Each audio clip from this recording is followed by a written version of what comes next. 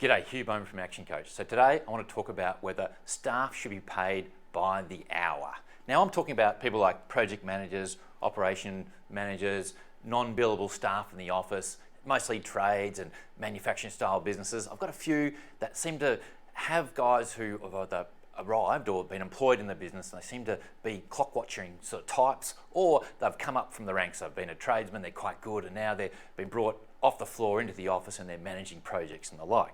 Now, so the most important thing is you need to position how they're supposed to operate and manage their time going forward. So that's where I'm going to start. So the way I presume, and as my expect, is with the guys I'm going to discuss today, but this is where you need to work out what you expect. But for me, I would say give them fixed hours, generally fixed hours. You know, so it might be like 8:30 to 5 or whatever it is for your business. But the thing is, the important thing is that there's some give and take. And that's maybe where it's a bit misunderstood.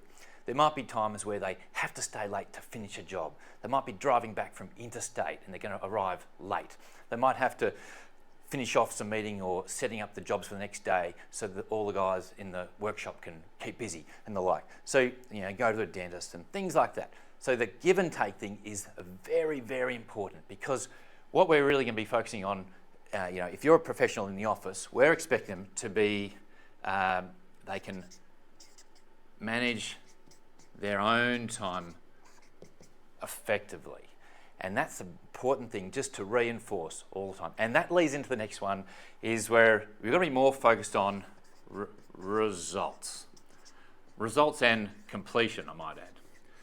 You know, so for example, there might be certain things they have to get done so we can win the job, or we have to get a tender in, we have to get some work completed so it can be sent out to, you know, drafting and the likes. So this all comes, you know, so how do people, you know, how do you encourage people to adopt this, and how do you reinforce it? So it's really important, and it comes back to you as a leader, but you've got to explain all this. This is all about explain at hiring stage, right? So this is almost like you've advertised, you've got people in, but as you're giving them the job, you've got to explain it really clearly. And of course, you've got to, you know, discuss it ongoing. You know, so you might say ongoing.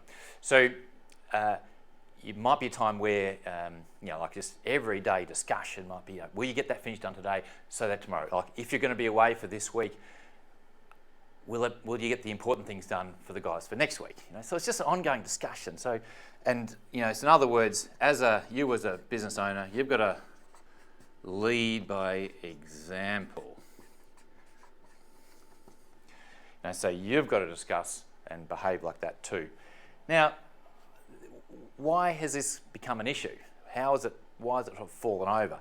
Now, it's actually, I mean, it's always going to be the owner, but it's often just the basis for how the staff have grown to that position. So if you can nip it off at the bud, you can position them really well at the start, you won't have any issues with encouraging people to have fixed hours and give and take and manage their time better and get better results, and the whole thing works much better. But I hope that helps you out.